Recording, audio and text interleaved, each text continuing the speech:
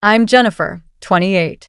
Standing in the middle of my childhood dining room, I stared at my parents, my heart pounding like a drum in my chest. The air was thick with tension, and the silence was deafening. My father, his face red with anger, had just uttered the words that would shatter the last remnants of my hope. "Sometimes I wish you were never born." The words hung in the air like a poisonous cloud, and I felt a strange sense of calm wash over me. The pretense was finally over. The truth was finally out. I straightened my shoulders, wiped the tears from my eyes with the back of my hand, and looked directly at him. "Perfect," I said, my voice steady and cold. "Then you won't need me when you're old." As I said those words, I saw the color drain from my father's face. My mother gasped, her hand flying to her mouth. My brother, David, who had been sitting quietly beside his wife, Emily, looked at me with a mixture of shock and guilt. I turned and walked towards the kitchen counter where I'd left my purse and keys, the sound of my footsteps echoing in the silence. It all started long before this moment, a lifetime of feeling like I was never good enough. I was born into a family where my older brother, David, 31, was the golden child. He was tall, handsome, and brilliant. He graduated from Harvard Business School with honors and landed a high-paying job at a prestigious investment firm. His wife, Emily, 29, was a successful lawyer from an upper-class family. They lived in a beautiful house in the suburbs and were planning to start a family. My parents, Robert and Carol, were typical middle-class folks from a small town. My father, Robert, 62, worked as a mechanic at a local auto shop. He was a hard, working man, but he had a short temper and was often quick to judge. My mother, Carol, 59, was a homemaker. She was kind-hearted, but she always seemed to put David's needs above mine. I, on the other hand, had chosen a different path. I'd always been drawn to the idea of helping others, so I became a registered nurse at the local hospital. I loved my job. There was something incredibly rewarding about being there for people in their most vulnerable moments. I'd held the hands of dying patients, comforted grieving families, and celebrated with those who'd overcome the odds.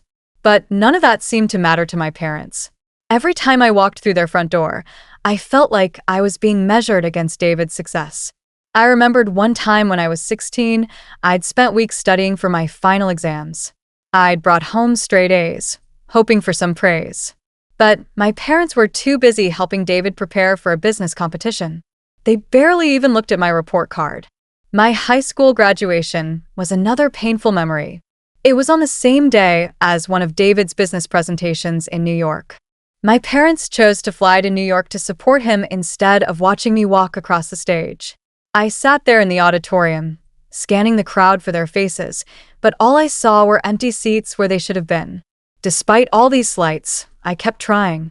I called them every Sunday, attended every family gathering, and always brought a gift. I'd helped my father fix his car, taught my mother how to use the internet, and even took care of them when they were sick. That fateful Tuesday evening, I'd just finished a 12-hour shift at the hospital. We'd had a particularly busy day, treating a car accident victim, an elderly man with pneumonia, and a young woman who'd attempted suicide. I was exhausted, both physically and emotionally. But I still stopped at the grocery store on my way to my parents' house. I picked up a bottle of their favorite wine, a bouquet of fresh flowers, and a chocolate cake.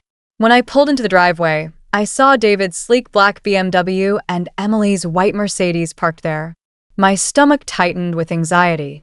I knew it was going to be a long night. I walked up the familiar path, the crunch of the gravel under my feet sounding loud in the quiet evening. I knocked on the door and my father opened it. His eyes lit up when he saw the wine, but he didn't even ask how I was.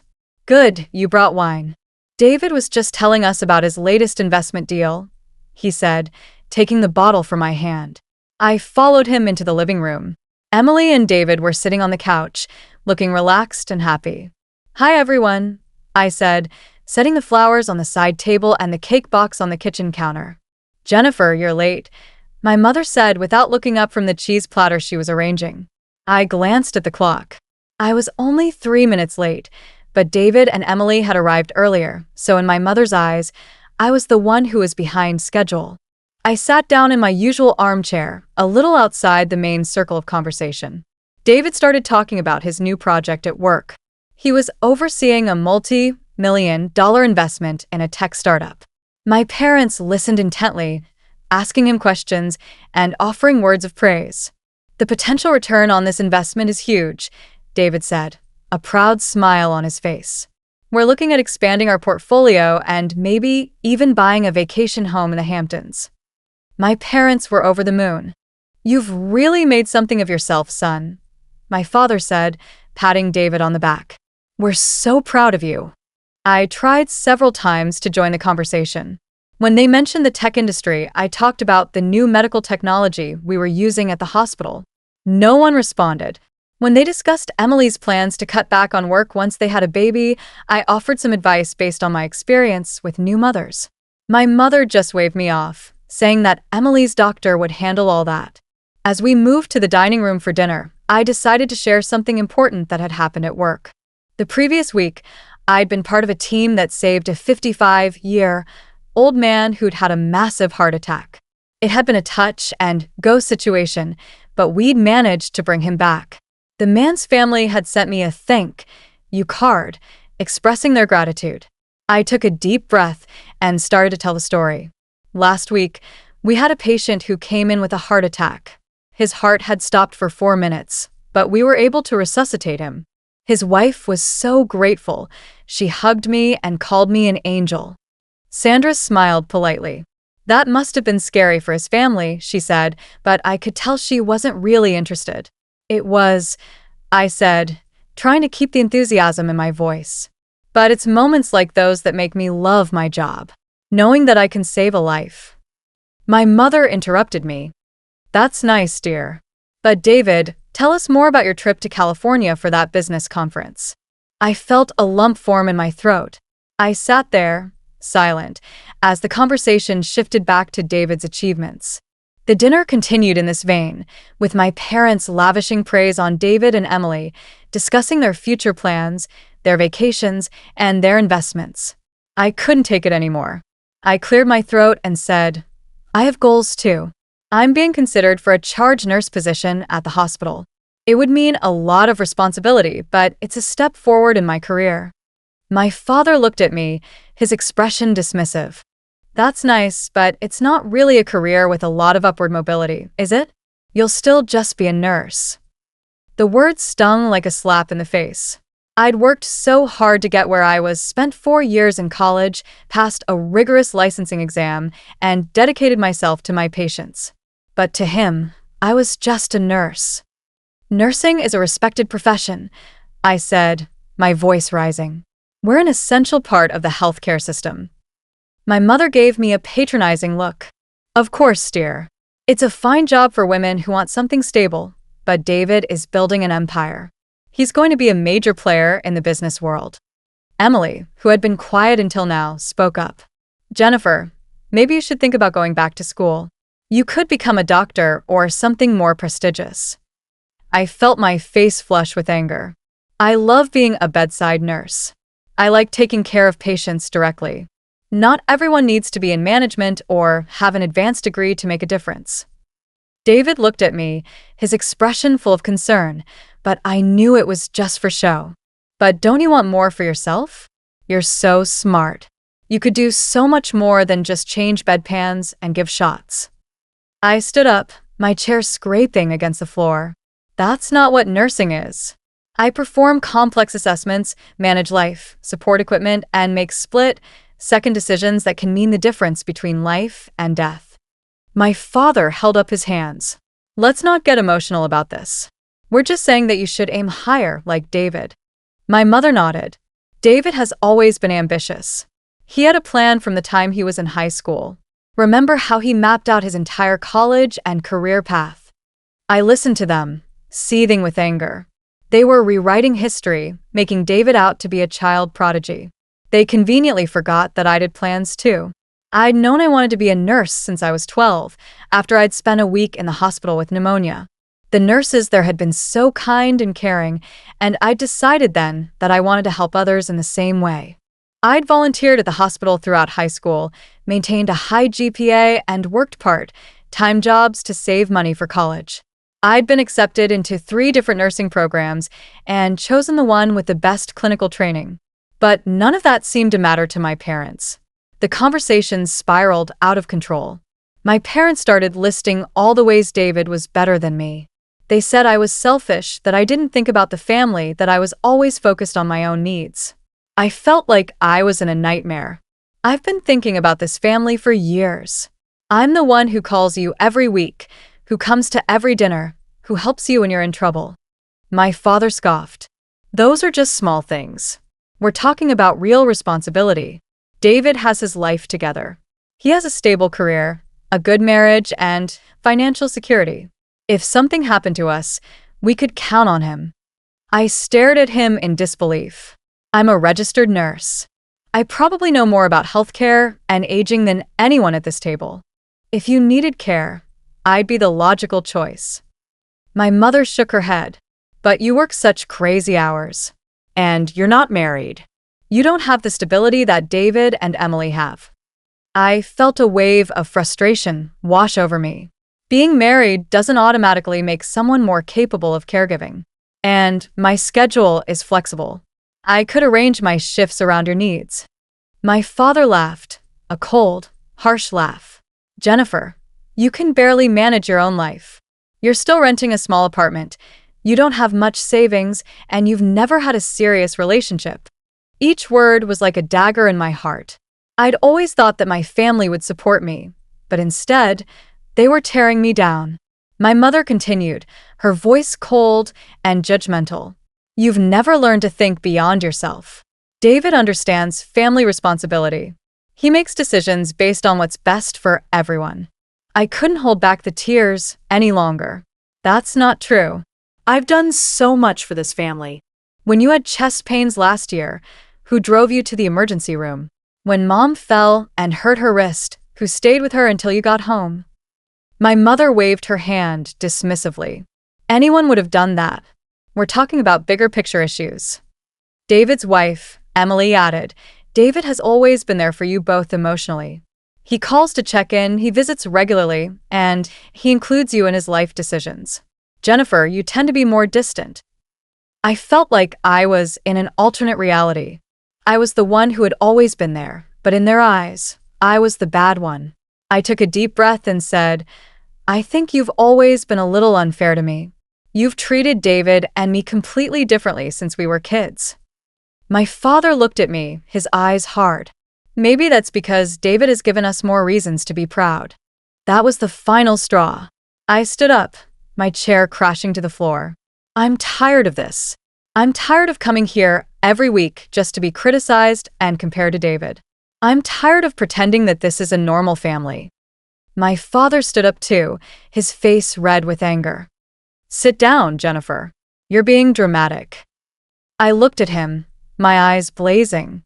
No, I'm being honest for the first time in years. Do you have any idea what it's like to grow up knowing that nothing you do will ever be good enough? My mother tried to interrupt, but I didn't stop. When I graduated nursing school, you spent the whole celebration dinner on the phone with David about his job. When I got my first promotion, you barely even acknowledged it. When I bought my first car, you criticized me for not getting a more expensive one. My father's face darkened. We've always supported your choices. I laughed, a bitter laugh. Supported? You've spent the last hour telling me why every choice I've made is wrong. You think my career isn't ambitious enough, my living situation isn't stable enough, and my relationship status isn't committed enough. What exactly have you supported? My mother looked at me, her eyes filled with uncertainty. Jennifer, you're overreacting. I started pacing behind my chair, the words pouring out of me.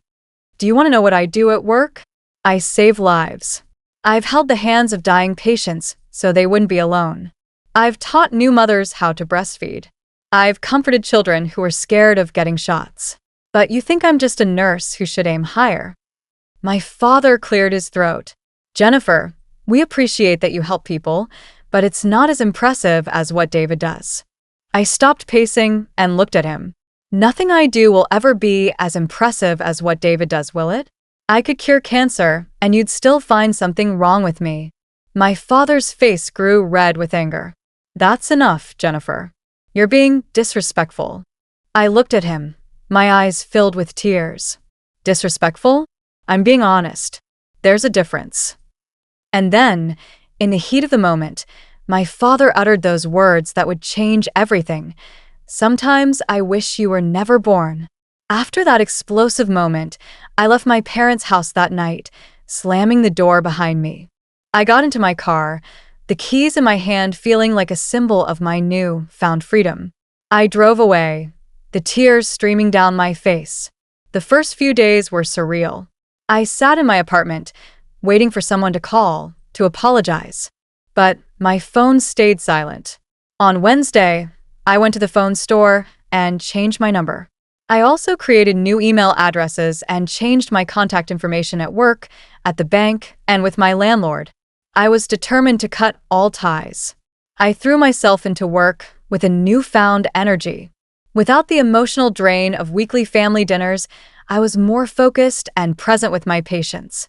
I signed up for additional training courses and started mentoring new nurses. My supervisor noticed the change and commended me on my improved attitude. 3 weeks later, David showed up at the hospital. I was coming off my shift when I saw him leaning against his car in the parking lot. My heart skipped a beat, but I forced myself to walk towards him calmly. "We need to talk," he said as I got closer. I shook my head. "No, we don't." He looked at me, his eyes pleading. "Jennifer, please. Mom and Dad are a mess. They didn't mean what they said." I looked at him, my expression cold. "David, they said they wished I was never born." What part of that was unclear? He sighed.